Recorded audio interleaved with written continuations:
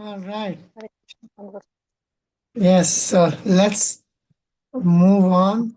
Let's proceed from where we left yesterday. Okay. Uh,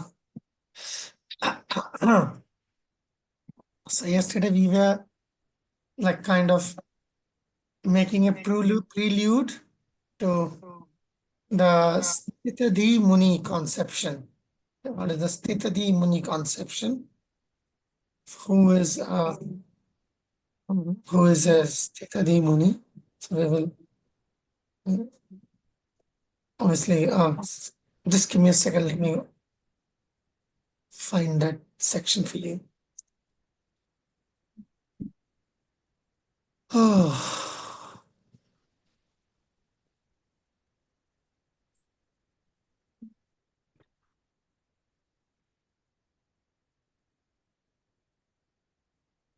There are certain things we discussed. Karmani Avadhikaraste, it's like did certain things. By the way, just maybe a messy, maybe a like very brief discussion. What may be some of the inappropriate application of the Karmani Avadhikaraste verse? Ideas? What may be some of the inappropriate usage application of Karmanadhikara 247? What may be some of them?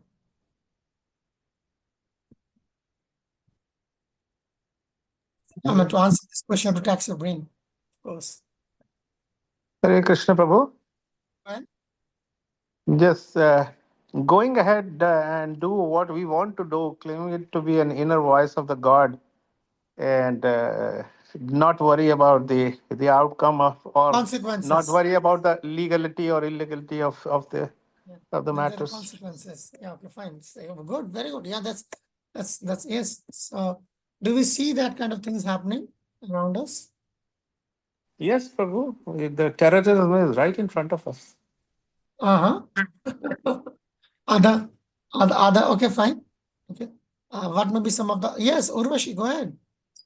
Hare Krishna Ramji. Doing duties which is not which is doing duties, you know, which is not prescribed in our scriptures, like doing duties without following varnashram system. So Okay. I mean, like outside the scope of varnashram. yeah. All right. So like going outside the scope of varnashram. Okay. Okay. That's one thing. That's very prominent. In fact, that's a very prominent aspect. And we will see, like you will see in other chapters that like Shreya, Sradhanam, Nidhanam, Paradharma, Bhayavaha, that verse is quoted twice in Bhagavad Gita. So Krishna is saying it's better to perish while doing your own stated varnashram objective rather than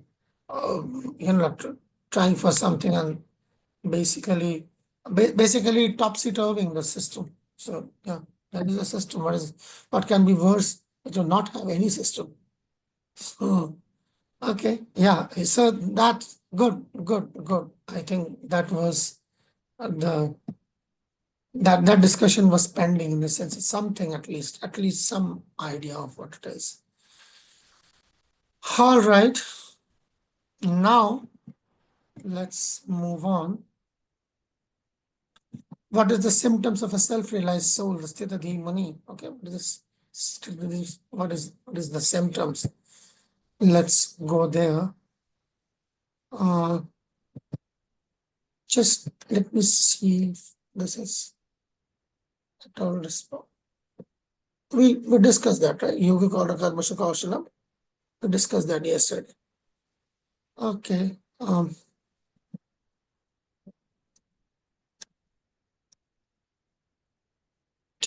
Let me see if this is required or can move ahead straight to 254. I'm just checking that.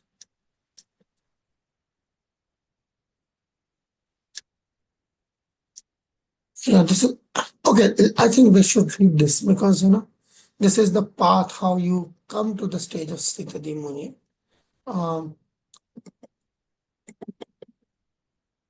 I'm going to verse number 51. Okay, just read these three verses one after another, and then we will summarize because we will reach there. We'll reach there. Okay, please read on from the only the translation. Should I read? Yeah, why not? By thus engaging in devotional service to the Lord, great sages or devotees free themselves from the result of work in the material world. In this in this way, they become free from the cycle of birth and death and attain the state beyond all miseries by going back to Godhead. You see, now here, like Prabhupada is giving a translation of engaging in devotional service. You see, the Buddhi Yukta part is the devotional service. Karmajam. Then, and you see, oh, wait. You see, Takta Manishi. So, Manishi, he has also can be said to be devotees. In general, great sages is the primary translation. Devotees is maybe the secondary translation. In this case, Manishi is primary translation. Okay. So, and then because, why Prabhupada possibly came to that conclusion because of this part. Padam Gachanti Anamayam. That place, Padam Gachanti. This is like going to a particular destination, see, by going back to Godhead kind of thing. So, but how do we reach there? How do we reach there? For that, we are going to the next verse. This is the second set of verses. Please read on. Either Urvashi or anyone else might like to. I'll read. Mhm. When your intelligence has passed out of the dense forest of delusion, you shall become indifferent to all that has been heard and all that is to be heard. Well, what is that has been heard and to be heard? Basically, intelligence passing out. You see, this is like what do you call it? These are like semantics. This is like C-miles, yeah, semantics, wordplay. You may think, but this is actually a poetic way of describing that journey. Allow how the intelligence, because it's talking about Buddhi Yoga. The previous verse, you see, where is it? You see, Buddhir Vyatitarishyati. So, why? Because it is already discussed here. Janma, you see, Karmajam Buddhi Yukta hi. So, based on that, so whereas here, Prabhupada is saying Buddhi Yukta means engaging in devotional service, but in the next verse, so he is giving the literal meaning. This is the literal meaning that, So, what is this intelligence password, dense forest of delusion? Basically, it's talking about when you have crossed the stage of sadhana bhakti. Yes. Then you're indifferent to all that has been heard and to be heard. So, and then in the purport Prabhupada is speaking about, you see, he's talking about Madhvendra Puri. What happens when you transcend or go beyond the stage of sadhana bhakti and and the devotee enters into the stage of bhava bhakti. That's what happens. Okay. So here, you see this part, I think this part must be read. Okay. Please read this part for me. The Vedic rites and rituals are imperative for Imperative. neophyte, comprehending all kinds of prayer 3 times a day, taking a bath early in the morning, offering respect to the forefathers, etc. But when one is fully in Krishna consciousness and is engaged in his transcendental loving service, one became indifferent to all these regulative principles because he has already attained perfection. You see? So what is the example? The example is given just above. right above that paragraph of Madhavendra Puri. But what it is, why, when does that happens? As a result of doing these things. Okay. So because he has, you see, when see, you are doing these things. This is imperative for neophytes. See, imperative for neophytes. So this is imperative for neophytes. It's not talking about devotees, but still, it's like for can be also be applied to certain degree for the devotees. Imperative. Imperative means absolute must. But when one is in fully in Krishna consciousness and engaged, both things. See, talking about the consciousness on one hand, and he's talking about the engagement on the other hand. Okay? The consciousness is the devotion, and the engagement is the service. This is the internal, and this is the external. Okay? Bhakti means external and internal put together. The consciousness is the internal part, and the engagement of the service is the external part, and they both go hand in hand to complete the circle. Then one becomes, one becomes, that means after in due course of time, he becomes indifferent to this regulative principles. What does this regulative principles mean here? What do you want? Like, what is your idea of regulative principle possibly talking about here? What are the regulative principles? Idea? The four regulative principles, Prabhu, is about no intoxication, no gambling, no illicit That's sex. generally what we tend to understand. Hare Krishna. But Prabhu, Prabhu, the rites and rituals mentioned above? Exactly. That's already there. Just look at the previous sentence.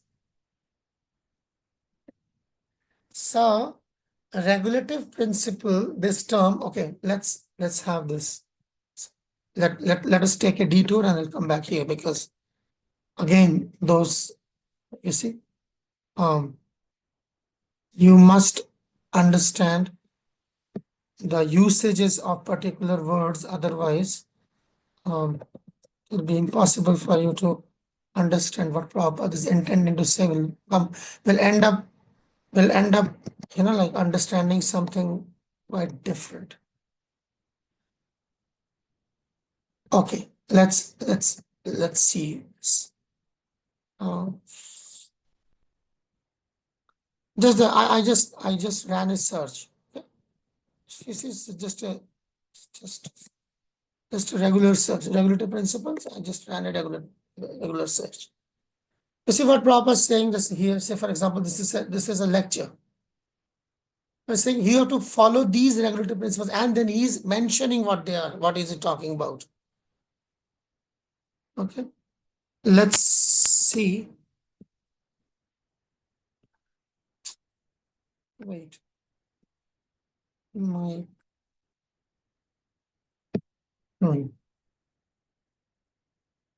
Just give me a second so that I can show you.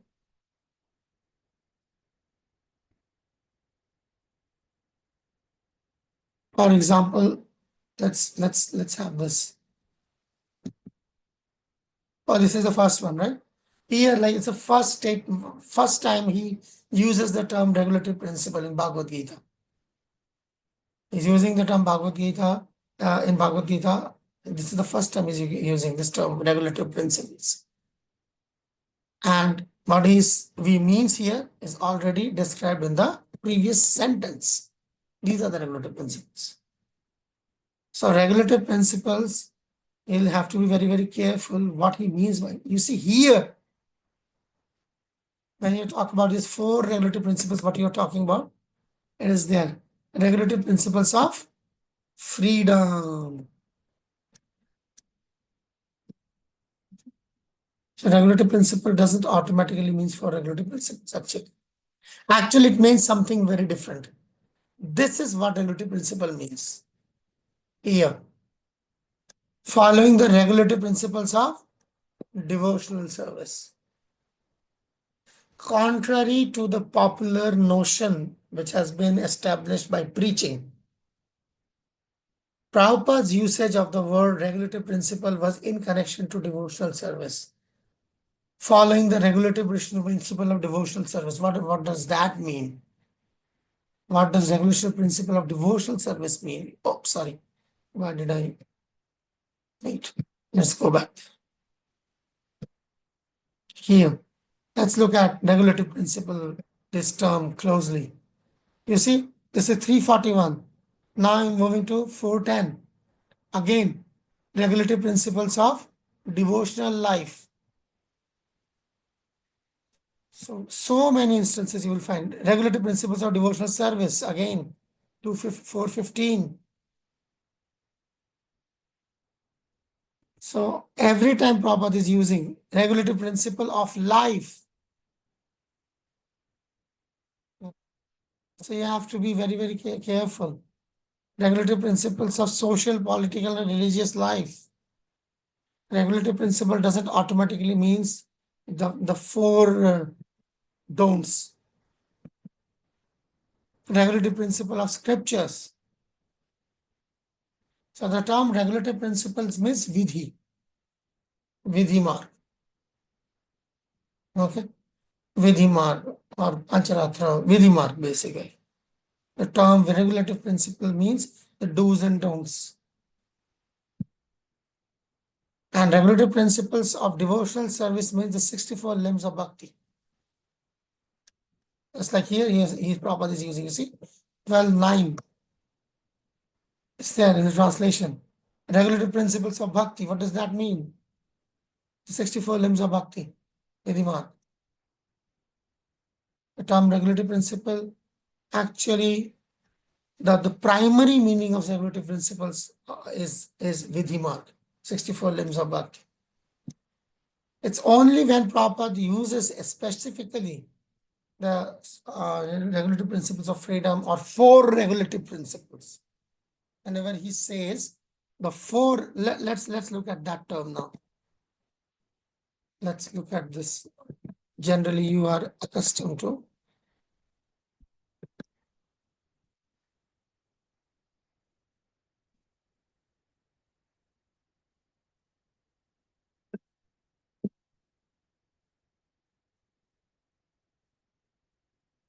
So, you see, all the times he is saying, here is observances names these four values. That is the four regulative principle. What we are accustomed to. Contrary to what we generally understand for regulative principles, Prabhupada didn't use the term as repeatedly as he spoke about the regulative principles of devotional service. It's like here.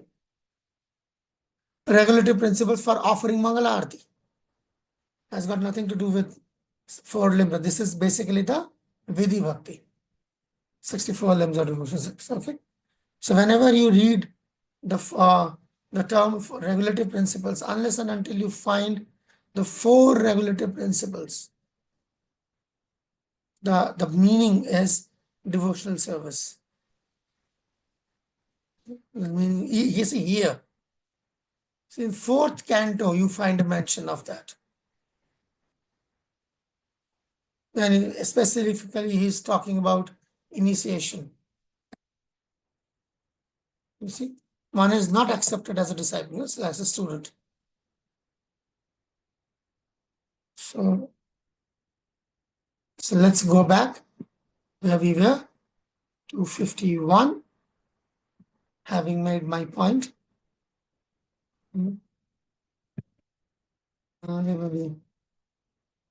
Karmajam, I think we're in 52, sorry, we were 252. Okay, so that is where you are transcending from the vidhi to vidhi or rag, whatever it is, to bhava. So there we are like going gradually. We are now, you see here. Urvashi, can you read this too for us? When you find when your mind is no longer disturbed by the flowery language of the Vedas, and when it remains fixed in the train, what happened? Yes. When it, okay.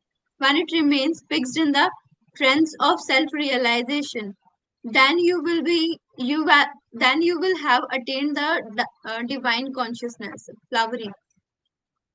What is said? No longer When disturbed. your mind is no longer disturbed by the flowery language of the Vedas. That's the idea. Did Krishna use this term flowery language of the Vedas anywhere else? Anyone remember that? As latest as yesterday. Yes, yes, yesterday we have written. As latest as yesterday. See? Pushpitam Vacham. See? Men of small knowledge, they are attached. But that's men of small knowledge. But when you're going to the platform of Sthitadi Muni, oh, then he should not be disturbed by the fire language. See? Same thing. He is no longer disturbed. Shivani Maji, go ahead. Hare Krishna Prabhu, just a question. I'm not quite following what is exactly the meaning of being disturbed Yes. by this Being language. disturbed means, yeah, it's a very simple question and it has a very simple and straight answer. That you are not, that particular phenomena do not take you off the track. Okay. So that is the test of Krishna consciousness, a very simple test. It's like, it's just life. Say, for example, one of us have a personal tragedy at home. Someone passes away. Okay. Say, for example, 9 a.m. in the morning, someone passes away. My father passes away or my mother passes away at my home. Tragic moment. Okay. And then possibly you will be calling people and then by noon time, you will be taking them to the, like the cremation ground. And then by evening, you will be coming back. Okay. So then like now, say for example, it's 7 p.m. or 8 p.m. So like people have come back, you have taken your bath, there is still mourning going on. Your relatives are still coming in, they are pouring in, things like, yeah. And suddenly you remember, oh, I forgot to check my rounds. You see? And then what happens? At 8 p.m. or 8:30 p.m., suddenly you are reminded and you pick up your bead bag and you start chanting your rounds. So it could not disturb you. That is the meaning of disturbance. Whatever has happened in my life, that is not powerful enough to take me off the path. I still remember, oh, my deities, they're like they're hungry since the morning because I was outside. Okay, let me feed them something now. It's 9 p.m. At least feed them. Even before putting them to sleep, they're hungry. Sorry. Oh, sorry. It's like I couldn't. That's Also, the idea. That's the idea. when they say disturbed, it also could mean confused because, there is this contamination period. Then you might think, okay, how might I serve my deities at this time? That's a different thing. That's another. So, That's a topic for another day. I mean, I can talk about that. Then we'll have to give up this thing. But the point is, the point being made, either it is your deities or it's your like the worship of the deities is part of your sadhana.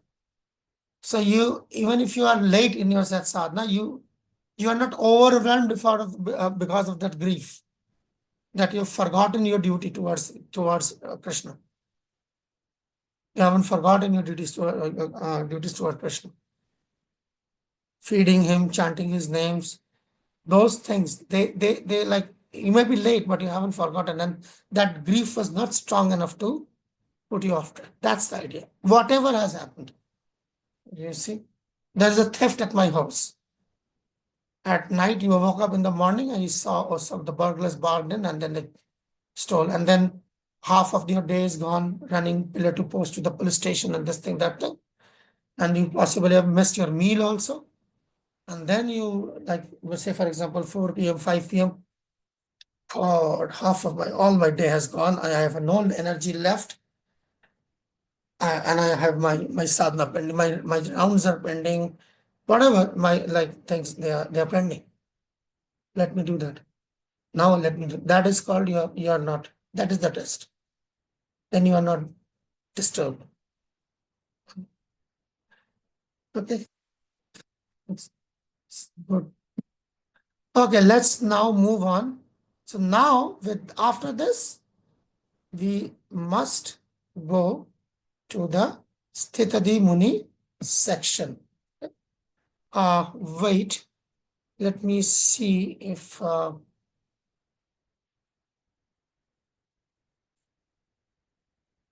okay, rather than me going to the verse,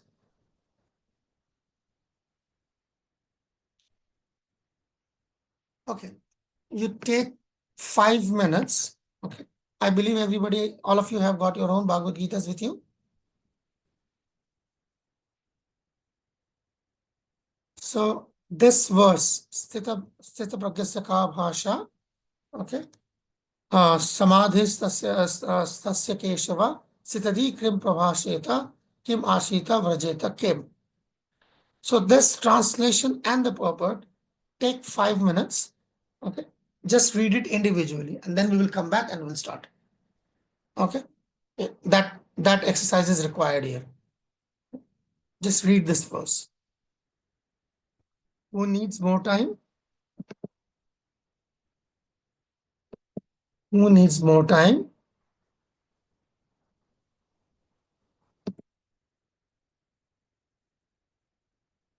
Seems to me that no one, everyone is done.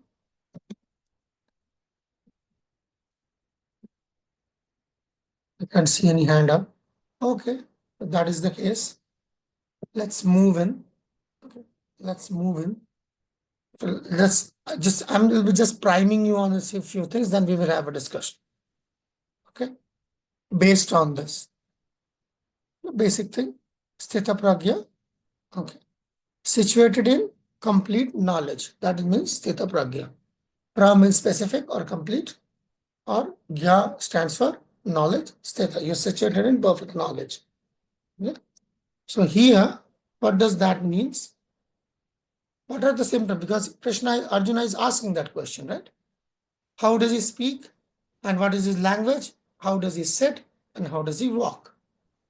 Remember, the speech, language, sitting, and walking, they're all, what do you call that? Symbolic. They're all symbolic. Okay. They're all, because they're symptoms of these things. They're all symbolic in nature. It's much more deeper than that. So then Krishna is now answering. Because this is the question. Now Krishna is answering in subsequent verses. In verse number 55, he's talking about the symptoms, because that's what the symptoms, see? What are the symptoms? And then answering the specific question of Arjuna, when he's saying the speech of the Sthita Pragya, how he sits, that is the Sthita Pragya. Okay, this obviously sitting doesn't mean sitting on a chair here. That sitting is, as I said, there are symbolic things. How does he walk? That also is symbolic. Okay. So this is the walking of the Sthita Pragya. This is the last question for this chapter. And Arjuna is spending the entire rest of the chapter answering that question. Okay. I am moving ahead.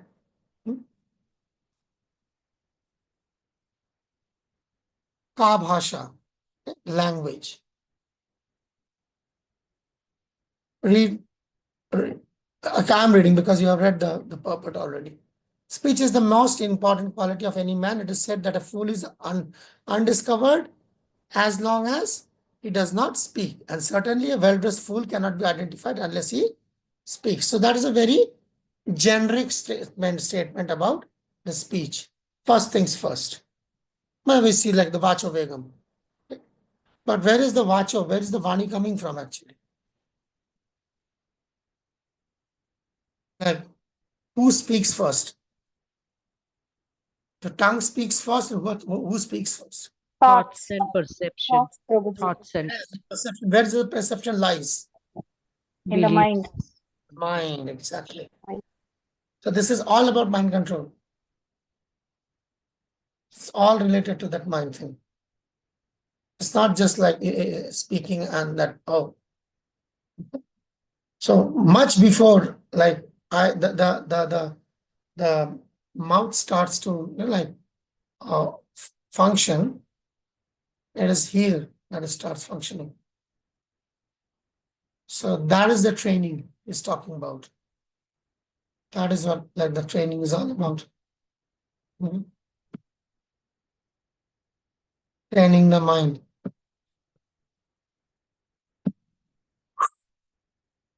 Mana Siksha. Sthita Pragya. See more on the Sthita Pragya. More. Vidya Rupini Maji, do you think you're in a position to read this for us? Yes, sure, Prabhu. One. Accepts all miseries as the mercy of the Lord, thinking himself only worthy of more trouble due to his past misdeeds. And he says that his miseries, by the grace of the Lord, are minimized to the lowest. Similarly, when he is happy, he gives credit to the Lord, thinking himself unworthy of the happiness. 2.66. Do you see any speaking, sitting, walking here? Except of course for Prabhupada's like walking with a walking cane. See any sitting, walking, speaking here? He's thinking. He's thinking, but this is nothing. See? Everything else will follow after that thinking. Yes. So that's the training. The Sthita Pragya Saka Bhasha is not this exactly to mean literally like this. This is the result of what's happening here. See? When the thinking is already done, then this is what we call fait accompli. You cannot change it. It's just coming then. So this is where the Sthita Pragya is all about. The Sthita Pragya. See, you work here on this level. So that's why bhakti is to a large extent, one big chunk of bhakti is the mental exercise. Because that's what bhakti is all about. It's divided like into three, like you can divide it into three areas. Karmana, Vacha, and Manasa. This is the Karmana part. Or the Vacha part. But this is the Mana part. Then generally sadhana bhakti in the beginning stages, like the practitioner is focusing on the karmana part and something on the vacha part. But it totally misses out the mana part. So in order to be effective in Krishna consciousness, so this, like the more you are like evolving, part of the evolution in bhakti is this. The more this works here. And therefore, in the like right from when you are aware of this, start giving more time to that part, which is invisible actually otherwise. You will see, I'm pretty sure those devotees like here, I can see Madhu Shreshtha Prabhu sitting here, or I see Shri Hari Shyam Sundar Prabhu sitting here, those like saffron brahmacharis who have spent some time in the ashram. And I can ask them, how much time do the saffron brahmacharis in the ashram get to think, like to practice the bhakti in the mind? How much time do you find? Hare Krishna, There's a Prabhu. reason I'm asking you first. Yeah. So, because we have we have spent so much time in the ashram, so we have the responsibility, and we have to engage with the devotees, and we have to deal with them. Means engaging means we have to think how to engage them physically, mentally, and spiritually. So lot of time goes into thinking, lot of time, Thinking for others. personally, especially for others, especially for the Others. others, and seeing also that what is my level, and in that level how much help I can provide for them. So Yes. that part has to be thought very deeply and very intensely and very emotionally. So many things has to be put Okay. into that. So much investment is there. So Yeah. much mental investment is there for others. Like, yeah. Shri Hari Shyam Sundar, would you like to add something to that? Your experience? How much time, like mentally, the bhakti can be practiced for us vis-a-vis for others? Your microphone is still off. Hare Krishna, Prabhu. Yeah, working. I also agree with Madhuseshta Prabhu. So I thought as much. There's a reason why I asked like specifically questions to both of you. Because generally those other devotees who don't stay in the brahmachari ashram, they have a misplaced notion that the brahmacharis get enough time for their Krishna consciousness. You see, they completely forgot to speak about what was the question? I said, how much time do you find to engage your mind in like, like thinking about Krishna consciousness for you? And all it came is that I am planning, and my whole day is busy planning for others. My whole mental investment is for others. And Sri Hari Shyam Sundar, he only ratified that. He said, no, I agree to him. And this is what here is talking about. And that's exactly what happens to then forget about, like, you see, that's the general perception of brahmacharis. They will be having time for their Krishna consciousness. They also have time for others. So then, because it is the most difficult part to engage your mind for yourself. Therefore, in the beginning stages, you engage your words, your actions, and the mind for others.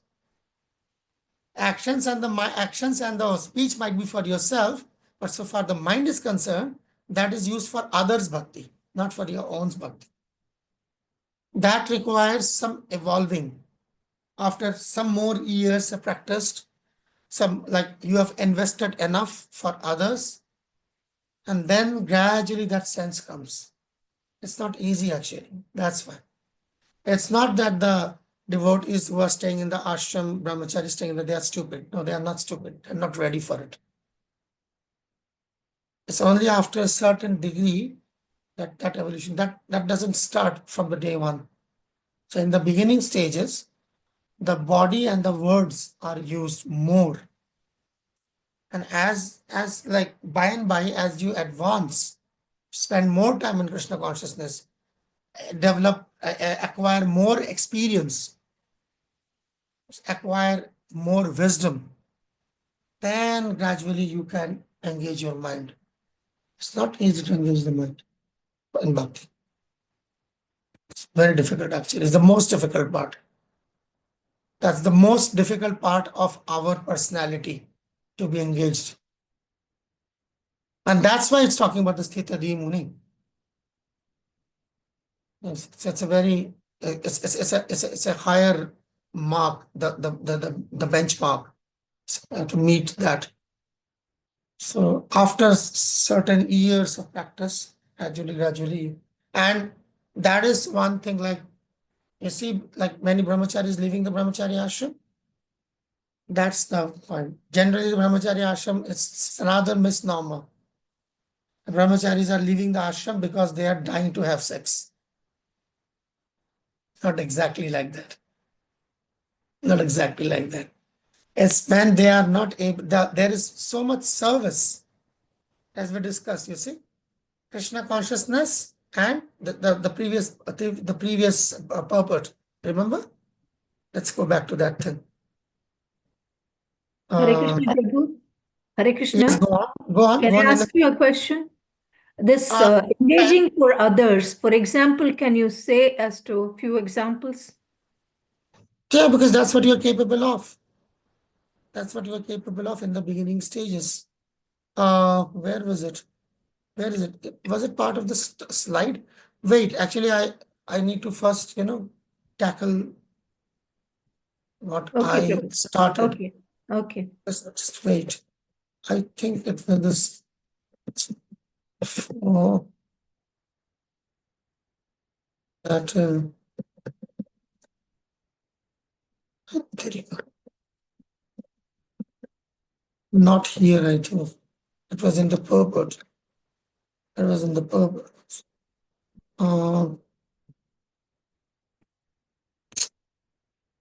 Engaging and consciousness. These were the two words.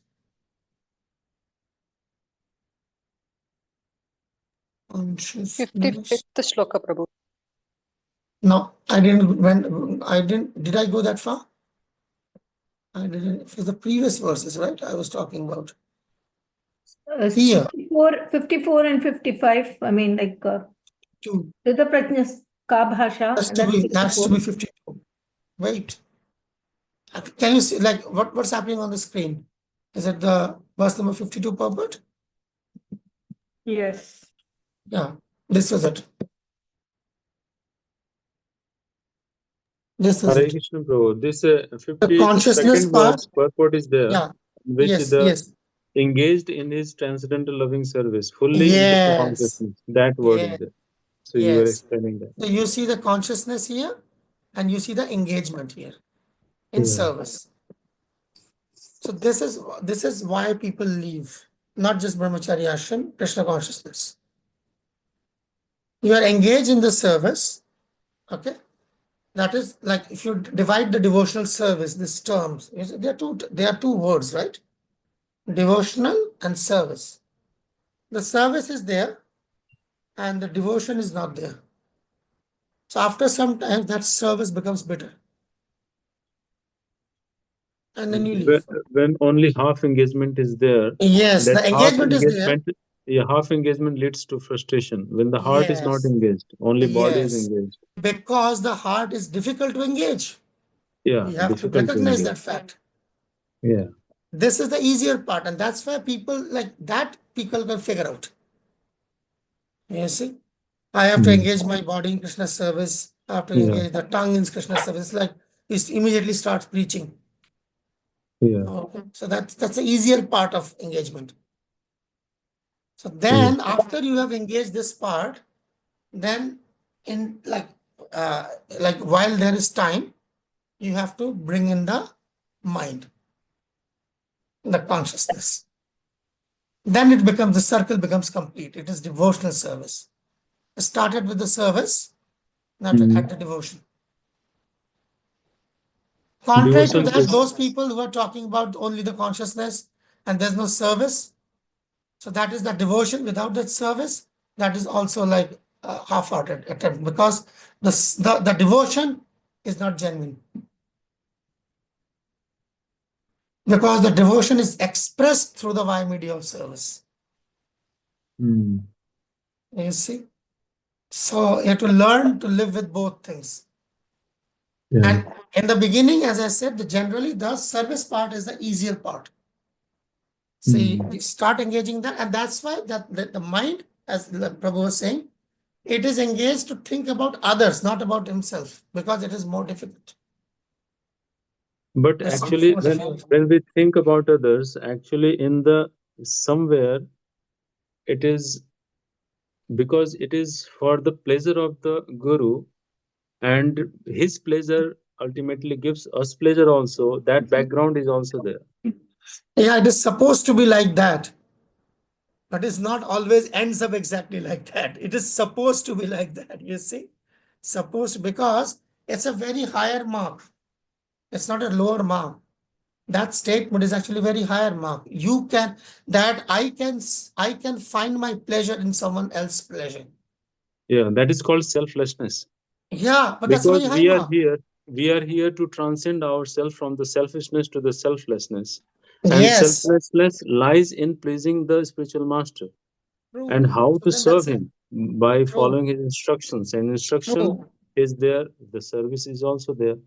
True. So it all combines So and it is all adding up. You see, theoretically, it all adds up very nice. But unless and until you can see that what is like, as we say, out of the books and into our lives, that is where the dichotomy comes. There is a this is a statement which is needs to be approached and achieved. That's not a default. So it takes years of practice to see the pleasure of guru, like to like kind of, like see my pleasure in the pleasure of the spiritual master. It's a practice. yeah. So that idea, Sthitadi Muni, means that means you have to transcend selfishness to the selfless practice. A very high platform. A very high platform. So when we are practicing that thing, that I'm thinking about others, it's a practice. It's not my nature. Yeah. It's not my nature. In the conditioned nature, we just think ourselves. Possibly even we That's don't think of anything but anything. It's just like the tamogun means what? Tamogun means like you're thinking the right as wrong and the wrong as right. yeah, opposite. In the Rajogun, yeah, the Rajogun, you're at least confused about it. What is wrong and right? Yeah. So that's what happens. Because that's what the Maya will do. That's what Maya does. Oh, you have already transcended that. So you see, you're thinking about others, you're not talking about yourself. Because the fact of the matter is, within the heart of heart, the fact of the matter is, thinking about devotional service for yourself is a difficult task. It's not an easy task. It's a difficult task. So then it becomes very easy, like the Maya will give that excuse to the sadhaka.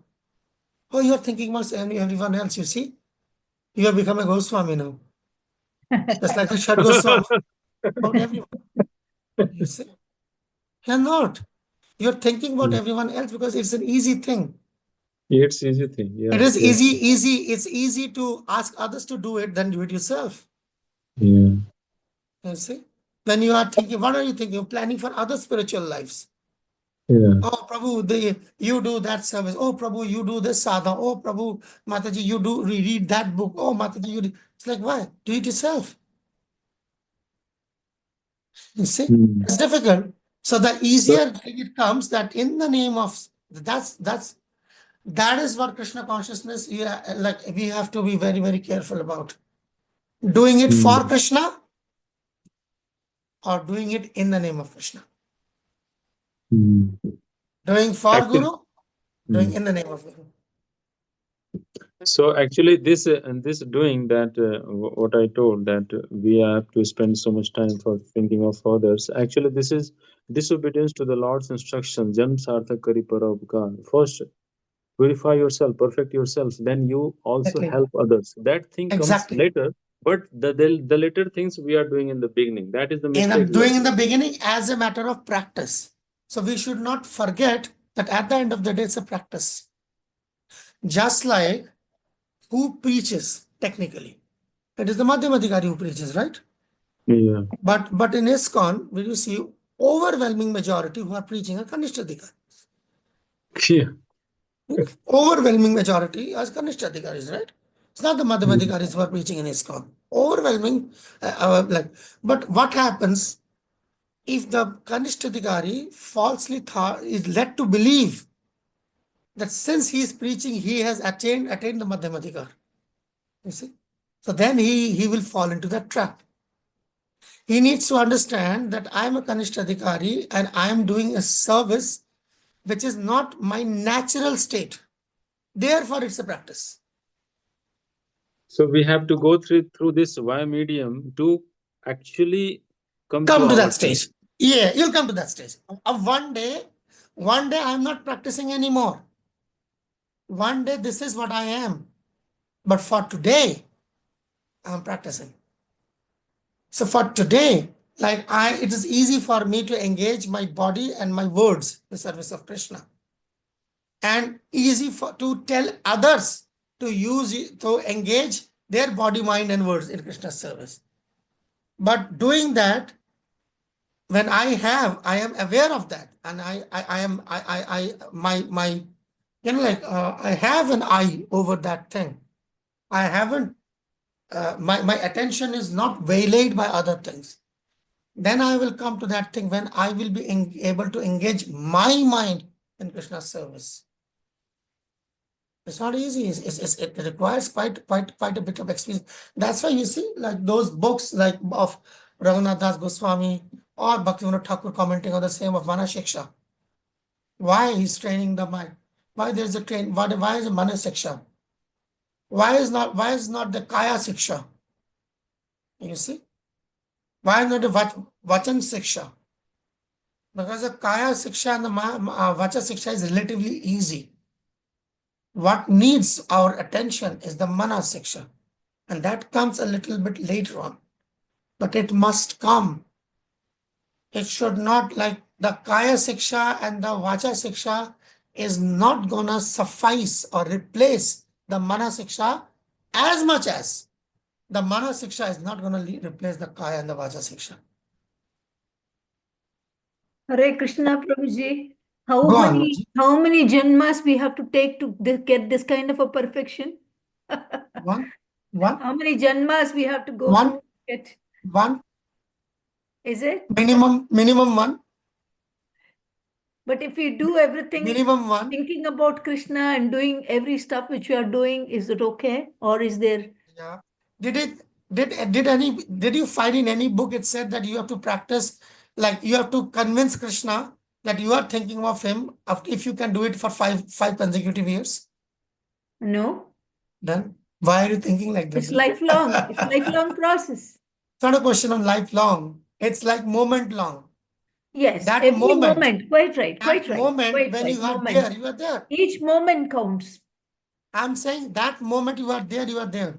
Yes. You may have used 40 years of your life to reach that moment. But then when you have reached that moment, that is your moment of truth. Thank you. So it's not like lifetimes, it can be lifetimes. Yes. You may take you to reach that moment of yours for lifetimes, or you can use minimum one lifetime. So that's minimum. Very true. If he decides within a second, one can transform. Hare Krishna. Yeah. So, but that transformation, that Yes. second, to arrive at that second, that sometimes requires lifetimes. But when you have on that moment of truth, that is just a moment only. Hare Krishna. It's a fact. You see? I said how much time it takes? It takes a moment. But how much time it requires to arrive at that moment is the $1 million question. Thank you. Thank you, Prabhu. Okay. So that's how it works. Okay. So this is that's why we are like, I thought like this requires that time to discuss that idea of Titadi, that that bhasha, that yeah, okay. Let's move on. Let's continue from here.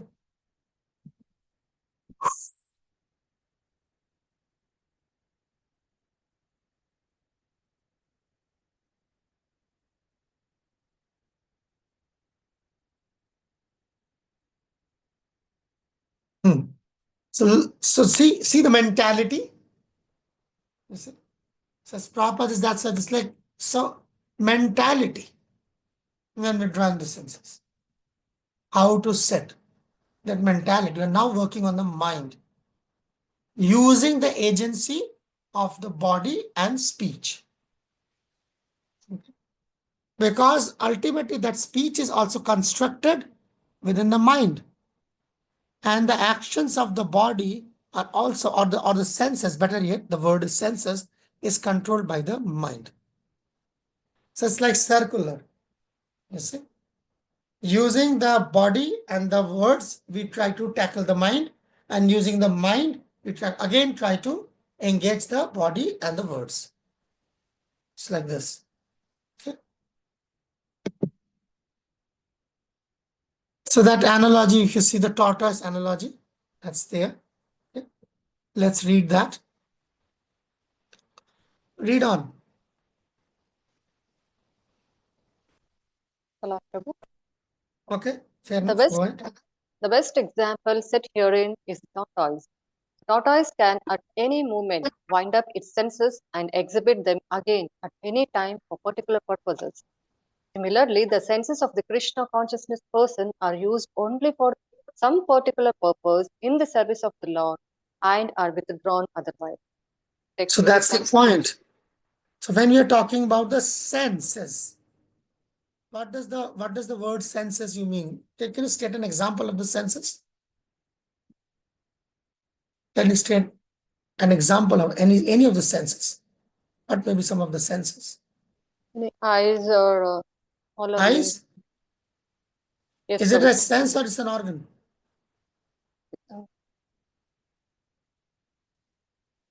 Sense. It's a sense. Eye is a sense, it's an organ. It's an organ. It's an All our organ. limbs. I'm asking what? So limbs are senses or organs? Anuradha Maji. Sight, speech, touch, etc. Prabhuji are Okay. senses. Touch is a sense. sensation. Okay, a sensation. So then Touch which is a sense then? sensation. Prabhuji, the five senses are not What are they? Yes, now we are like going. Gyanendriyas and Karmendriyas. No? Yeah, but what are they? Like when you say the Gyan Indriya, where's the Indriya? The Indriya is the organ, right? Through which we receive How it. can Indriya be the organ? No, Indriya is the senses. Ah, And then the perception of it is the, yeah, okay, the Gyan So where Indriya. is the sense? Where is the sense? You told the sensation and you told me the organs. Where is the sense? Sense is in the mind, Prabhu. Precisely, Anjam Prabhu. The senses are not seen. They are not tangible. You see? They can only be felt when in contact with a sense object. And that feeling is called sensation. But Prabhuji, don't they say senses along with the mind are six? They say so many things. So that's they meaning, I think Krishna only says, na? Yeah. They say so many things. That's why we are getting into that. Okay. The senses, they are in the mind. See? That when I am seeing the sight, where is the sight?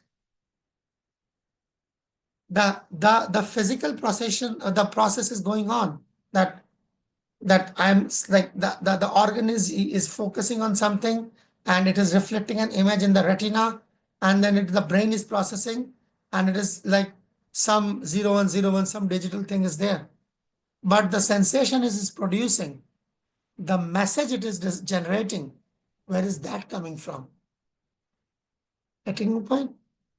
So the senses are part of the subtle body, as not part of the gross body. Thirst is a sensation, not produced by the tongue. You see? It's a sensation that is produced in the subtle body, only manifested in the gross body of the tongue. Oh, I'm thirsty. So that's why the Sthita Prajna thing, that's why we are entering inside this thing. That's why we are discussing this here.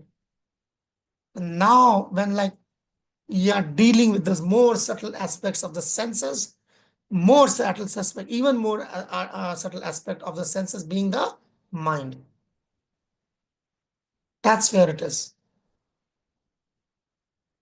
You see? Senses, what senses? Like, okay, fine. See, the example of Bilva Mangal Thakur. See? Oh, the eyes are the enemy. So he plucked out his eyes. So can we follow that thing? Or better yet, maybe four regulative principles. One of the most challenging part of the four regulative principles is sex desire. Okay, fine. Let's castrate everybody. Will it solve the problem? Getting my point, what I'm getting at? You're fighting the senses by blaming the organ.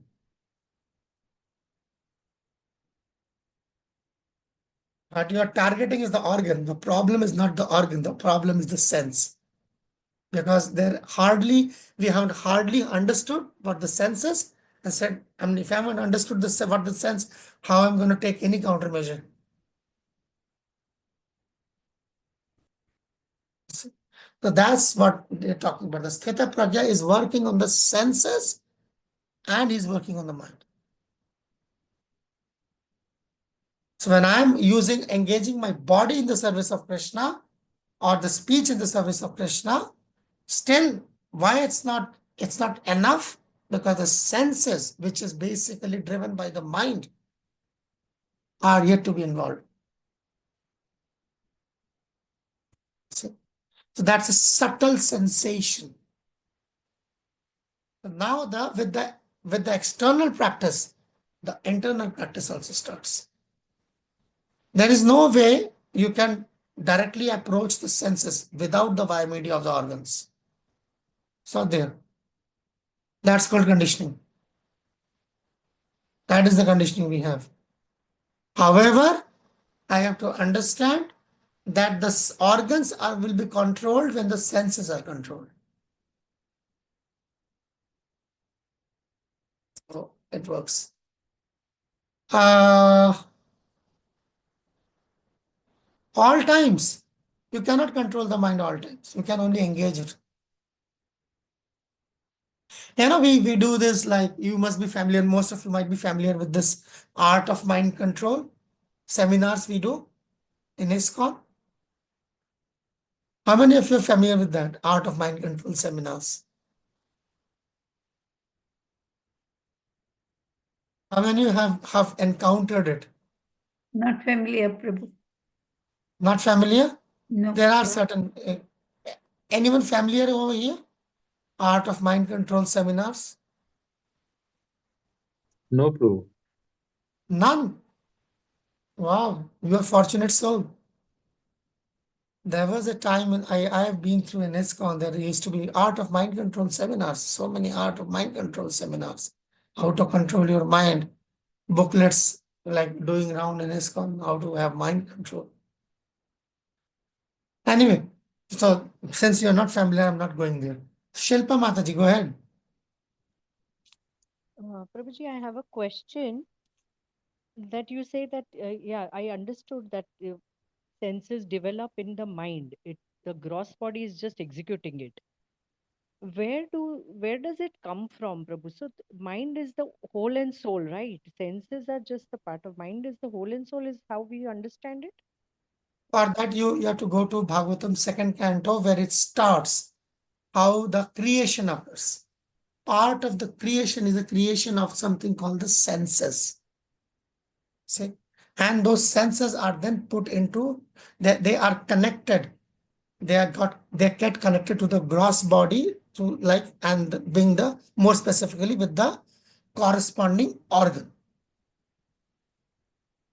The sense of touch is connected to the skin. The sense of taste. Corresponding organ, I understood, Prabhu. What I'm not understanding is that they The sense. Wait. I haven't finished here. I know that. Just so that sense of taste. Okay.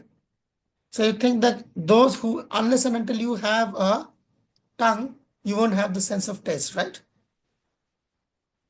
Yes. Wrong. The sense of taste will be there, but there won't be any via media, there won't be any vent to execute that taste. Getting my point? That means, say for example, if there's a tree. Have you seen tree like eating something? No. So do you mean to say that the sense of taste is absent in the tree? It's not absent. Okay. The tree that doesn't have a generative organ, right? You think the tree is free of sex desire? No. If that is the case, the tree is more liberated than us. If that's the case, why they are the lower species and not us? So the senses are developed, more developed or evolved when you are in a higher species. Because you also have an organ or a media to express that. That doesn't mean you don't have it. Just like a small child, 2 years old child, do you think he doesn't have like a problem of lust? Do you think he doesn't have the problem of speaking too much? Do you think he doesn't require Vachavegam? All of that. Do you think he has got a controlled mind? A 2-year-old child in your lab. Getting my point? Just those organs are not yet developed to express that. The sense is not missing. Because it's part of the creation of the subtle body.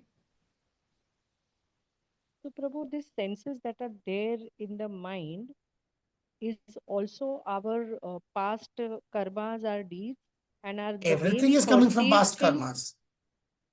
Everything is coming from past karmas. Of course, Where is coming the from seed past of karmas. these senses is in the mind? Yeah, you already said that the senses of the seed of the senses in the mind, and the Which senses comes from the seed of the mind is in the karma, in the samskara.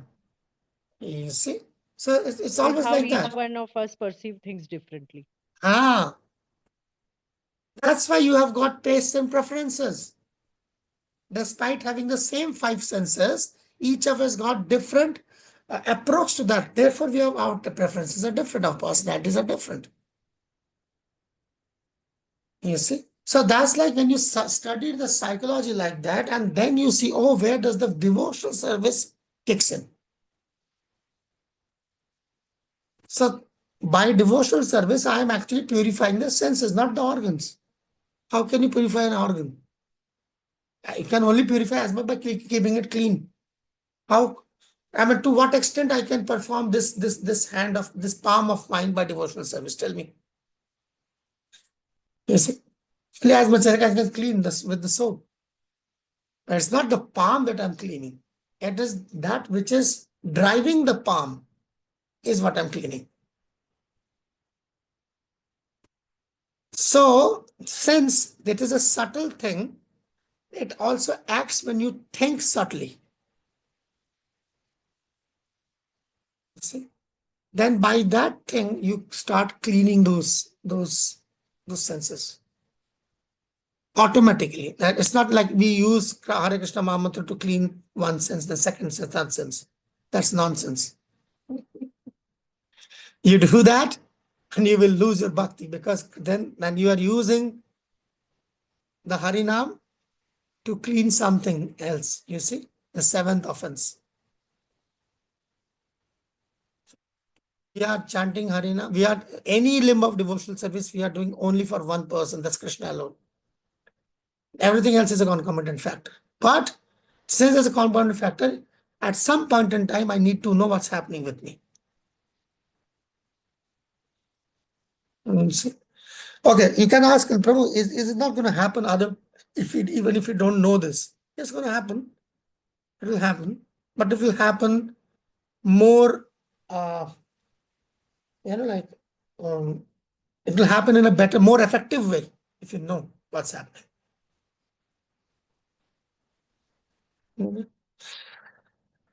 I think there is a comment also or question, I don't know. Then how to keep the mind in control at all times? As I said,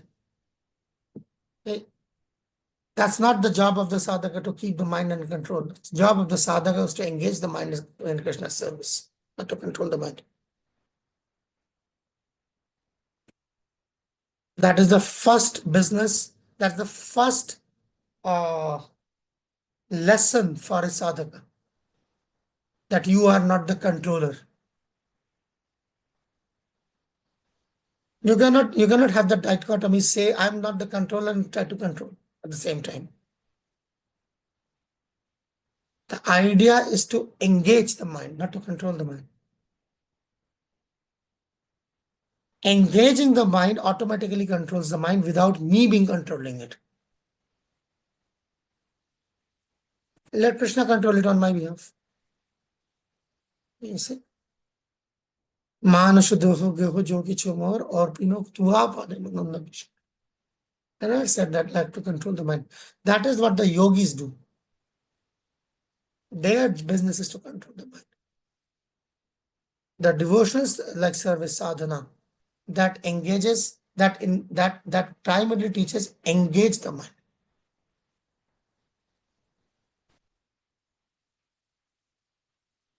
Let's see.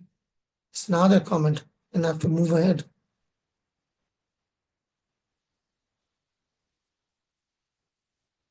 That's the point. So you have to engage, right? So what you are engaging, the senses are engaging, the mind is engaging. They're engaging it, we're not controlling. Neither controlling the mind nor controlling the senses. Engaging the mind, engaging the senses. That's devotional service. All 64 limbs are meant for that. Therefore, all 64 limbs have got body, mind, word component in it. All 64 limbs. You see how when you are chanting, or like when you are in the dham yatra, like dhamvas. There's a component of the mind, is a component of the senses, means the body, and that is a component of the speech. When I am offering obeisances, every blessed day, I'm offering obeisances, maybe 10 times during the day, right? Whenever I'm entering into the altar, I'm meeting my spiritual master, I'm seeing a devotee, I'm offering obeisances. What am I doing? I'm chanting a mantra. That is engaging the speech. I'm falling down on the floor, engaging the body. Now, what about the mind? You see, now the mind has to be engaged by meditating on the meaning of the mantra of which I'm chanting. When I chant the Mangalacharan prayers, Vandanam, that was like offering an obeisance, pranam. Say, for example, Vandanam. What am I doing? There is a bodily gesture. Possibly either my hands are folded or my head is down, I'm bowed down, whatever. That's what engaging the body. I'm speaking a prayer to Krishna. Oh Krishna, please take care of this. Oh Krishna, please. That's engaging the words. What about engaging the mind now? You see, any limb of bhakti, you can have a toss and say that. Drinking Charnamrita. Akal Mrityu Haranam, the speech is engaged. Drinking the Charnamrita, the body is engaged. And what about the mind? There isn't any limb of bhakti which you can be devoid of mind, and speech and the body. So that training of the senses is when you are engaging the mind, it becomes very effective, very fast, becomes quick. The answering to that question which Mataji asked, like how many lifetimes? That's why I said minimum one. See, if your package is complete, then you should be expecting quick results, right? But if the package is incomplete, how can you expect quick results? My thing is, there's so much to know. There's so much to do. So much to yes. yes. Each and every second is important. Oh, so yeah, so that's what it is. So Krishna will, you go to Krishna, I spent the entire lifetime like executing all of that. And he said, yeah, you did every time you did it 2/3. Oh. Out of three, two were checked. The body was checked, and but the body column was checked, and the speech column was checked. Mind column was not there. Hare Krishna. Fair enough. You execute the full package, you will get the full result. Why not? Thank you. Thank you. All right, let's move on. We must move on now. Because you see, this is otherwise it's a very this example of the tortoise. What am I? Am I a tortoise now? See, this is the external, it's like just like a slideshow. It's just like we are having a slideshow here. So Krishna is giving a slideshow example. You have seen the tortoise, how he retracts the senses, his organs. So the way tortoise retracts his organs, you have to retract your senses. But like, how do I retract the sense? I cannot see it. Or can you see the mind? No. Just like you can see your mind, you can see your senses. So it is that unseen which will be retracting the other unseens. They'll be using the mind to retract the senses. Retracting the senses doesn't mean retracting the sense organs. I don't know how you're going to retract the senses. Like this is my sense. This is my sense. If you think this is the sense, this eye is the sense. So how can I retract? Close the eyes. This is the nose, the sense organ, right? How can I retract? Close the nose. This is the sense organ, mouth, tongue. How can I retract? Stay mum. So at the end of the day, if you retract all your senses in the way you think it to be, the dead body has already retracted those senses. You see? So we would be dead than engaging or anything or elevating ourselves to Krishna consciousness. Krishna is not asking us to be dead bodies. Is that not escapism, Prabhu? Closing Forget everything. escape. You have already escaped. That's called perfect escape. You have died. That's what I'm saying. So bhakti is not like you have to die for that. So that's the idea. So the escape, that sense, retracting the senses doesn't mean that making the organs ineffective or put them beyond use. Like somebody has a paralytic stroke. The left side is already like put beyond use. So then senses are automatically controlled then. See, a battery head strikes somebody with a crowbar in the head, he will go to a coma. All the senses are taken care of. like that. So it's a subtle process, like the mind, which is engaged, because the engagement of the mind is meant like it's subtle, right? You cannot have an X-ray scan that in the mind you are thinking of Krishna. So similarly, you cannot have a CT scan to show how the senses are engaged in Krishna. That you are thinking of Krishna, that when there is when you have cooked something and you smell the smell that is coming out, and immediately you think, oh, that smell should be, Krishna should be smelling that. Krishna should find that enticing. That is engaging. So it is a mental action.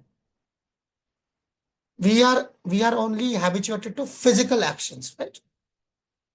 So now the part of that bhakti is that mental action. The more you practice that mental, and that's what I said. That's why I asked that question in the beginning to Madhushrestha and Shri Harisham Sundar. Because the physical action is the easier one. The mental action is a very difficult one. And for that, you cannot stop the physical action. You see? Because we are not following the yoga marg. That you stop all physical actions, you sit at one place, and then you start meditating and start engaging those things. No. Then, as I said, the devotion part will be there and the service part will be missing, and after some time, you will Be done with that.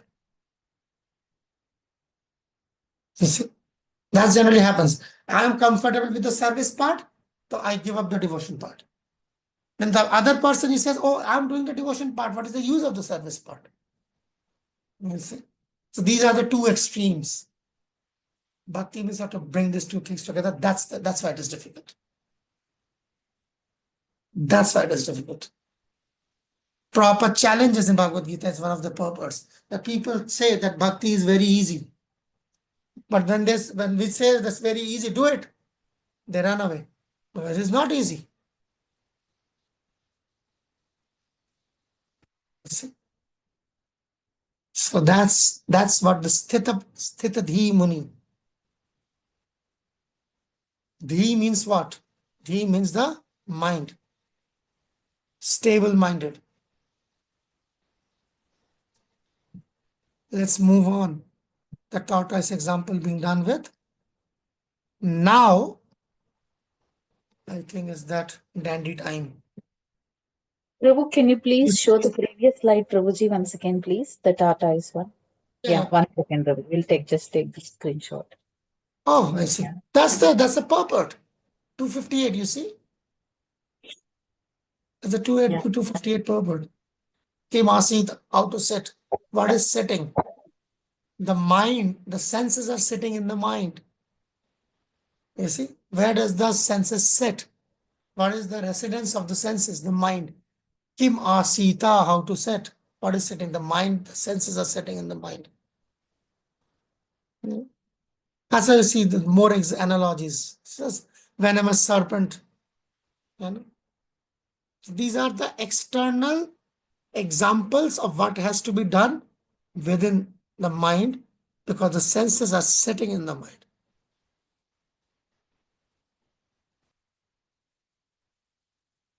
Okay, we can't possibly discuss with a partner here because that's like more for Dr. the. Prabhuji, I'm sorry, I'm interrupting. Go ahead. Here, when Arjuna was asking that, how Sthita Prajna walks or sits, sitting means this is the one, is the sitting. Yeah. The It doesn't senses. cheer, yeah. Senses and mind, it's not that literally people are sitting or walking. Fine, Sthita Pragya. Who is the Sthita Pragya? Sthita Pragya is the body or Sthita Pragya is the soul?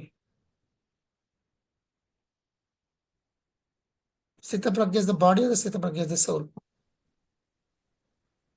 Simple question. The soul. Soul. And that's all. Soul, So soul. that's Soul. easy. So when you say soul, then you'll have to give up the idea. At the same time, you are talking about the soul and thinking about the body. Thinking about the actions in terms of the body. Then you'll have to start practicing thinking like as a soul. You see? You're talking about the soul and you're thinking in terms of body. Won't work. So how does the soul sit? How does the soul sit means what does it mean? No, it's actually the senses and the mind. How he deals with the senses and the mind. All subtle. Not gross. Gross is it's like for the animals. It's just like that. I mean the same thing. Do you require like any sensible man needs to be like taught, civilized person, cultured person needs to be taught how to sit, how to walk, how to eat, how to speak. Then so it's not talking about that. It's higher than that. It is so deep.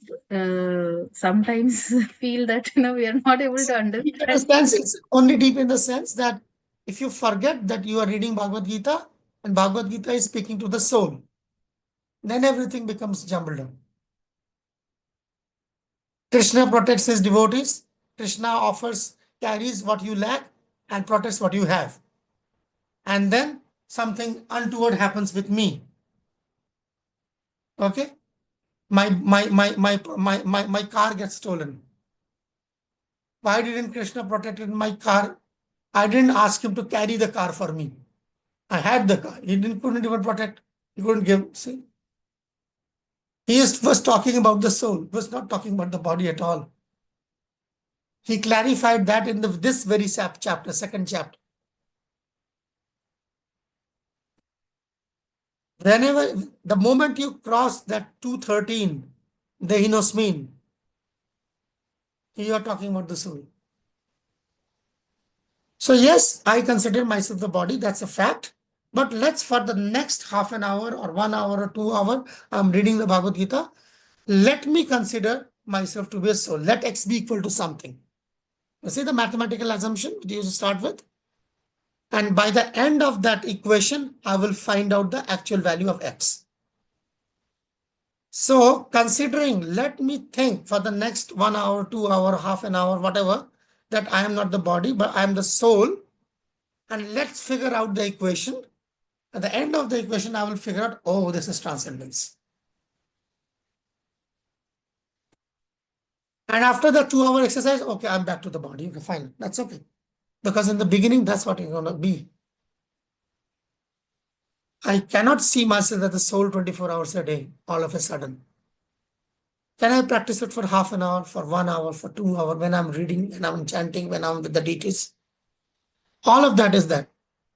Oh, the practice of being a soul as that auspicious time has arrived.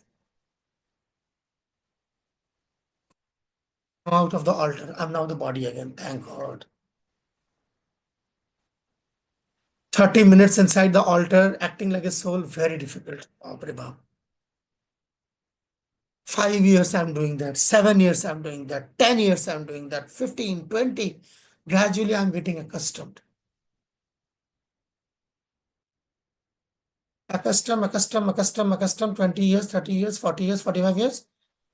It's okay. I'm the soul. That's okay. Right from the morning, I'm the soul. That's okay. And one day, you don't know, you have Bhava Bhakti. That moment that Mataji was talking about. Oh, that moment now has arrived. But to arrive at that moment took the entire lifetime. When I started from 5 minutes, 10 minutes, 15 minutes, 20 minutes, half an hour, 1 hour, it's like that. When I'm doing my japa, I'm soul at this point of time. What is this problem? That thing of to engage. Oh, that was the body problem. Wait. I'm practicing the soul thing. When I go to the body thing, I'll engage with the body thing. So that is the mind part of all sadhanas. Purifying the senses, engaging the senses, not just the organs. You see? Just like you're chanting the round. So I am, okay, fine. Am I hearing the chanting or I end up hearing the chanting? Say, for example, I'm chanting here, okay? I'm chanting here and or I am speaking to you. Better yet, I'm speaking to you. Let me give an example. I'm speaking to you and here I'm speaking to you, right? Let's see. I'm speaking to you. Can you hear me? What am I speaking? Yes, Prabhuji, but there is a disturbance. Oh. Okay, let me keep my mic shut.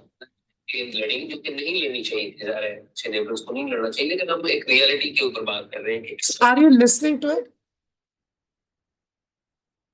We are listening to that and not to you. No. You can hear the voice, but not you. Yeah, so you are hearing it. Yes, Yes, Prabhu. we are hearing. Ears, you are not deaf. Yeah. Yes, Are you Prabhuji. listening to it? Getting my point? Yeah. If We when you can are hear that voice. chanting, you're chanting, there is a bomb blast outside.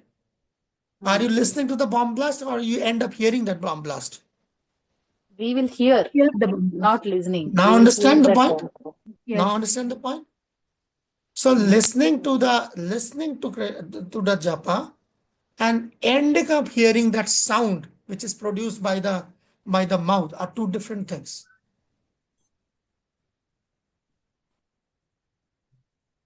Just because you are not deaf, you will end up hearing everything that's going around, all the sounds. But what I'm listening is the engagement of the senses. So what do you actually do? Do you enter inside your brain and do some engineering? Okay, now let me listen. No. You see, that ability is innate. If I want to listen, that ability is innate, as much as if I don't want to listen somebody might be speaking for 20 minutes. My mind is somewhere else. Why? Because the senses, I have carried the senses within the internal engineering of this mind to somewhere else, something else. I said, Prabhu, are you listening? Oh, yes, I'm sorry. What were you saying? Come again. How does that happen? How does that sense organ stops working for that moment? Getting my point? So that's how you engineer the mind for all the limbs of bhakti. When you do that, who is doing that? The soul is doing that. I am doing that. So for that moment, I am the soul. I'm acting on the platform of the soul. Though I am situated in the body. Now remember what we was discussing yesterday? You are sitting in the material world, but you are on the spiritual plane. Or vice versa, just like I'm sitting here in Vrindavan, in the spiritual world, but my mind is on the material plane. I'm thinking about Delhi. So that's every limb of bhakti works like that. That's how you practice. And the Bhava Bhakti stage is Sthitadi Muni. Sthitadi Muni is the stage of Bhava Bhakti. Gayatri Maji, go ahead. Prabhuji, one probably very simple basic question I'm asking. Actually, when now, as you said, it's a wonderful point that we should think that from 2.13 to whatever Krishna is speaking, we should feel that it's from the soul perspective. In the sense, we should understand or read through the that perspective. My question is, Prabhuji, when we do any action or any work, we are using this body. In the sense, the mind is using the body. Precisely. Reaction, whatever we are getting, it is sometimes to the body also, like diseases. Always experienced through the body. Through the body. So whenever we perform any karma, that activities, so the result is to the soul or to the body? Obviously, the result is acquired by the soul, but it is experienced through the via media of the body. When we say we are not this body, what does that mean? We are different from this body. Okay. So what does when we say I am not this body, what does the term body means to you? That's an important, interesting question. You see, the first lesson of the spiritual life when we say I am not this body. Okay. So what am I then? Like, what is the body means? Yeah. So body means? The whatever I am covered. Two things. Body means two things. I'm giving you the hint. Matter. I'm giving you the hint. Thank God, that's what it is. Yeah, that's okay. Yeah. What comes to the mind first? The gross body. Regardless of what I'm telling people, what I'm reading, what I'm hearing all day long, I'm not this body, I'm not this body. A body means this, a gross body is a subtle body. But when the push comes to the shove, when the test is there, what do you mean by the term body? I end up thinking the gross body. That means I'm still there. I haven't elevated myself enough to consider myself the subtle body. And then what to speak of spirit soul? Saying is, that's parroting, right? If I say I'm the spirit soul, it's a parroting. It's a parroting. But when, like, what happens here is matters most, what I'm thinking. I'm saying I'm the soul, but when you say, what is the body then? Oh, the gross thing. What happened to the subtle one? That means my area of contemplation is only limited to what I can see through the gross senses. Since I can see through the gross senses, when I look myself in the mirror, I say the gross body, this form, that's what I understand it to be. The gross body. So then when, like, as a matter of practice, that's the Shankhya, you see, in the second chapter here, it's that we already covered. Start in the practice, the subtle body also. As soon as I said body, immediately it is gross and subtle. Immediately gross and subtle. It's almost gross and subtle. Every blessed day I'm tackling, I'm encountering the subtle body. Every blessed day. But to speak of when I'm awake, but more so when I'm asleep. When I'm asleep. Am I dealing with the gross body? That dream is the subtle body. Every blessed day, I'm encountering the subtle body. Every blessed day. When I'm awake, I'm dealing with the gross body directly. And when I'm asleep, I'm dealing with the subtle body directly. When I'm sleeping, that's why the 3 points of consciousness, right? Jagrata, Shushupti, and Swapna. So when I'm sleeping, I'm directly dealing with the subtle body, and gross body takes the secondary position. And when I'm awake, the gross body comes to the primary position and the subtle body takes the back seat. So when I'm used to that thing, I'm aware of that thing, that every blessed day I'm dealing with the gross and the subtle body. Then we talk about the Sushupti period, the Turiya period, which is the 4th one. That is the transcendental consciousness. And Sthitadi Mini means whenever he thinks, oh, who am I? Oh, that's soul. As naturally as now, as I said, who am I? I can only remember my face. Yes. Practice. The answer is practice. Tell me a question. Yeah, it's that this is the first basic point Krishna mentioned in Bhagavad Gita, that we are not the It's a body, we are the practice. spirit, soul. Practice. And always how to think that, it's not that, oh, I'm the spirit soul, I am not That's this what I'm saying. body, If the you body do is that, different. if you do it like that, you are stopping the activity of the body. You see? That's why it becomes practically impossible unless and until you directly engage the body words in the beginning in Krishna's service, and gradually then you start working on the mind. Right, it's good enough. Pat yourself on the back. At least the body and the words are used in the service. So now do more. Here's the mind. So then when you're doing that service, immediately you are thinking of Krishna. As much as that whenever you started chanting this Hare Krishna Maha Mantra through the lips, through the tongue, it was an artificial activity, right? So similarly, when you're using the did anybody of us, any one of us, came like to this world when we like arrived in this world from the womb of the mother chanting the Hare Krishna mantra? Yes, no. So then that means it's a practice. By the practice, I had to imbibe that thing. Similar with the same practice. That the mind will be engaged. That's why when you are engaging yourself in that service, in the devotional service, when as I said, when drinking the Charnamrita, the mind is also drinking the Charnamrita. Okay. So it's like that. You have to simply think of that thing. That will work. So it means when I am doing any service connected to Krishna, it indirectly or directly means that I am with the consciousness that I am the spirit soul, not this body. It's supposed to be. If it's not there, do whatever it takes to be there.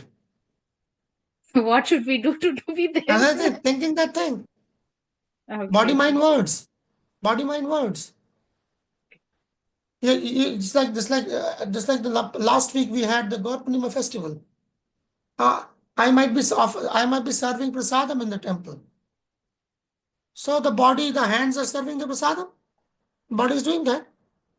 With the words, you may say, you may chant the Mahaprasadam prayer. What about the mind? Mind is interested in serving prasadam or not? Or my mind is like rejecting. Why are you giving the prasadam to these people? Save it for yourself. You don't have to cook for 3 days. You see? Yeah. So that's the, you have to engage the mind also. That will be very effective. It will be very effective. If your mind is engaged in that, you won't miss any plate.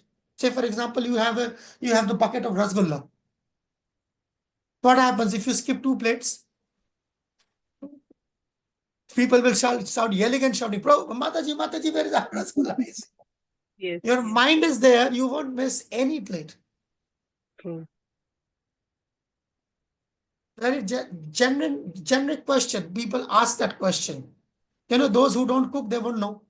Many times brahmacharis in the temple, they don't cook, they only eat. But they won't know. So what happens? Okay, Prabhu, I cook, but like sometimes there is like less salt, or I skip giving, or maybe I to put the salt twice. What is the solution? Why can't we taste that before feeding to Krishna? Let us taste that and then make the salt So we are palatable not and mindful while doing. That's the only body thing. was engaged, right? Yes, mind Body was was not engaged, right? engaged. Words were engaged, right? Mind was not Yes. engaged. Most, like you see, gross example. You will not miss. The offense, the concept of offense is directly related to mind. Yeah. Inattention, pramadaha. Any form of offense, the majority chunk of the offenses are coming from the lack of attention. That's mind. Because the devotional service, you were supposed to engage these 3 factors. You engaged only 2. There's no way you can like be relieved of offense. That is the offense. Now Krishna said you use 3. You're using 2. It's not an offense. You see? You're inviting, you're giving invitation to offenses. So much talk of offense. And people are scared because there's a fear psychosis, paranoia regarding offense. So much so that we are offense conscious rather than Krishna conscious. It's a simple thing. You engage the mind. And these are the sticks we use to beat, like a neophyte uses that stick of the offense to beat other neophytes. Offense, rather than telling that use the mind. Prabhu, thank you so much. Such a wonderful Thank you. point to understand. Probably till now never thought in that angle. Thank you so much, Prabhuji. Nice, Bhagavad Gita. Thanks to Prabhupada. Okay, let's move ahead now. We must move ahead. You see, that's why the devotee is a snake charmer. Now the fool may think that this is the devotee is a snake charmer. You see the photograph here? The snake charmer. Where is his the snake charmer? Where is his tilaka? The devotee snake charmer's tilak is missing. You see? So get out of that thing. You see? Get out of that gross thing. It's talking about the more subtle thing. It's like it's not the example, it is the what you read in between the lines. Remember in the beginning, somebody asked that question. Prabhu, what if we don't like we commit a mistake reading it with the lines? Won't that be an offense? Yeah, you're going to commit an offense anyways. Better to do that while learning it. You see? That's why offense is a legitimate limb of that particular devotional service. Of that particular devotion. There is no limb of devotional service which doesn't have an offense with it. And what is that offense? If you fail to engage all of the factors, there will be an offense. That's all. You engage all of that, the scope of offense is done away with.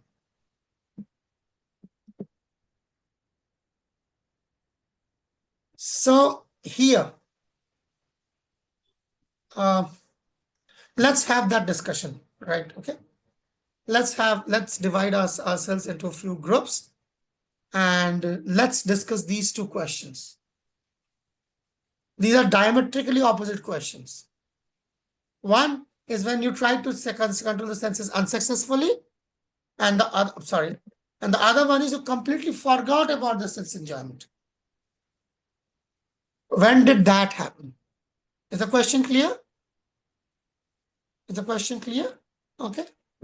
Can you do that? Next 10 minutes? Okay. Let us divide ourselves into a few groups, and these are the two things we will do. Where is I'm forgetting his name.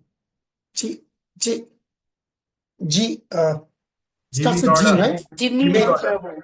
Jimmy Lord Yeah. Prabhu. Prabhu, I He's think not he's here, on right? leave Jimmy? today. I see. Yeah. Okay. Fair enough. But it's too much every day, I understand. Brajalila Mataji, Yes, I need Prabhuji. that permission for that breakout room. You are the host, Prabhuji. I am? Am I? Yes. I don't see it that way. Maybe I'm the co-host. Yeah, now I'm the host. Okay. Yes, Prabhuji. I have made you Okay, just a second. So then let's break out in groups of 4. That is gonna be 6 4s are 24. Let us have 5. That's better. Go on. Next 10 minutes. Just discuss these 2 points. Okay. Oh, sorry. You must not have got that. 2 experiences. Go on, like jump in. Okay, there are more devotees joining in.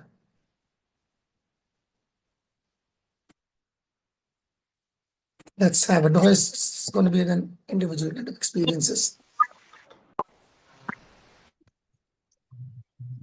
Yes, please go ahead. Who wants to go first? Who wants to go first? Prabhu, can I go first? Go on, go first. Prabhu, we had a good discussion, and we had some introspection, and we were a little bit disappointed with what we have been able to do. I mean, the first question was, whether we have been fully in Krishna consciousness. We have forgotten everything when we are serving Krishna. We are in full consciousness. Prabhu, we took the example of Kirtan. In Kirtan, even the association of devotees, I'm talking about myself, I forget about that this Kirtan is an offering to Krishna. It is to please Krishna. What then happens is we take it as our own sense enjoyment. All right. And when we dance and when we sway, we are actually swaying to the music, not because Krishna is happy. We sometimes do it for our own happiness, and we discuss so and so kirtans was more melodious.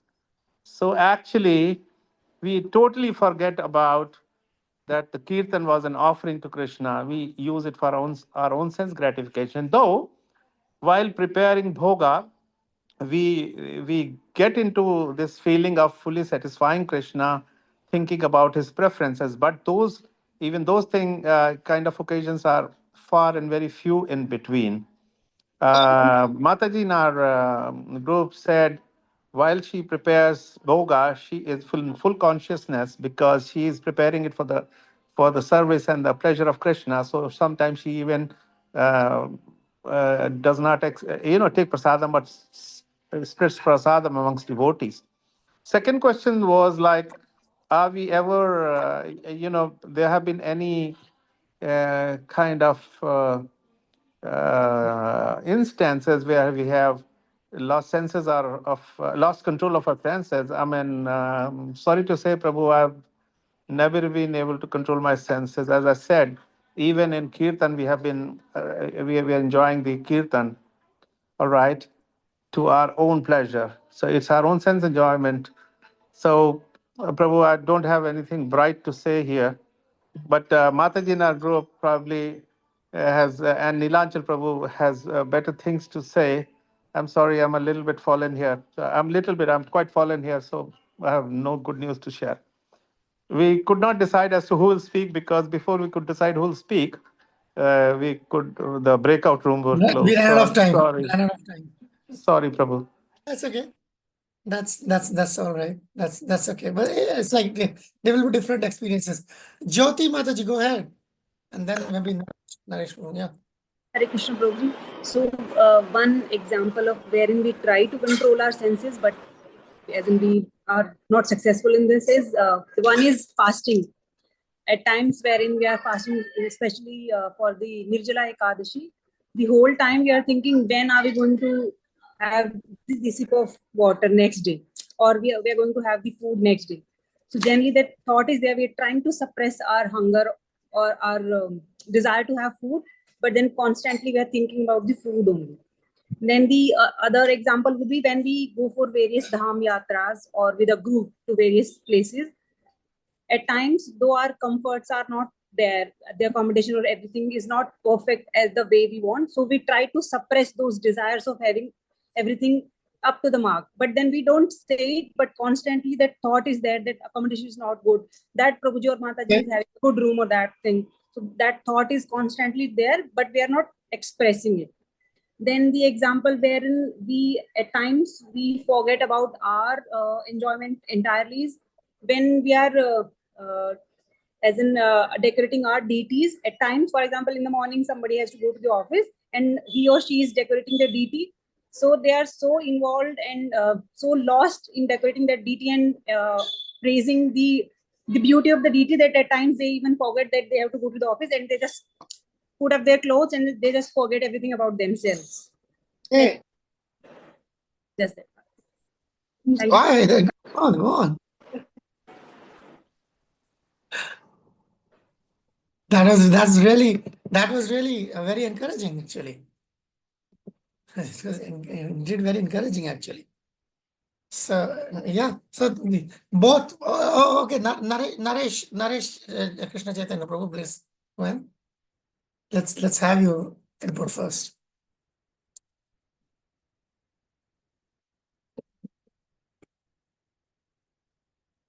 Naresh, check. Did we lose him, right? We lost him, right? Hare No, Krishna Prabhu, can you go hear me? ahead, go ahead. Yeah. Yeah. So we've broadly categorized it into situations. So some situations where we have been unsuccessful in self-control are while using social media. Sometimes we treat usage of social media like Instagram and Facebook as a reward for our sadhana. That yes, I've done my 16 rounds, so now I can watch, I don't know, 1 hour of Instagram or something. So that is a situation of unsuccessful sense control. Then disturbed mind, especially when we hear something or we encounter something in real life which disturbs our mental equilibrium, we take that as, okay, now I can indulge in some sense gratification. What does it matter anyways? So then again, some social situations, this is different from the mind because it's like peer pressure. When we have a lot of people around us who are engaged in sense gratification, we feel like a little bit is not that bad. So that's another situation. And another one which is very prevalent is that multitasking, the disease of multitasking. So we think that we can do both, but actually we end up gratifying our senses and giving priority to gratification of our senses through multitasking. Now, for some situations where we forgot about sense enjoyment, we were discussing how during festivals or during some service, sometimes, not always, we have this urge to do a little bit more, go the extra step so that we can progress in spiritual life. And so sometimes that's also during fasting or Nirjala or Ekadashi, and we tend to forget that. So that is. Why that forgetfulness is like kind of you are approaching coma, or why? Due to that fasting, that sensation of fasting, because You are on that brink. Or what? Where is Naresh Prabhu? Yes, Prabhu. Okay. So like that sensation is what? Like that's like you are so much I'm asking for that clarification that fasting that you forget that's because of like you are practically going to crash, or that because of the ecstasy of I'm just No, asking. it's I think it's in the middle. It's not really ecstasy, but also it's just being engaged in the moment. Okay, that's good. That's really good. So I have both kind of experiences, right? So I have both kind of experiences. Okay, so then I have both kind of experiences. I don't have anything like to contribute, but I would rather say that in both cases it's a matter of taste. Either this way or that, it's a matter of taste. Jyoti Maji, you think you can read this for us? Yes, Prabhuji.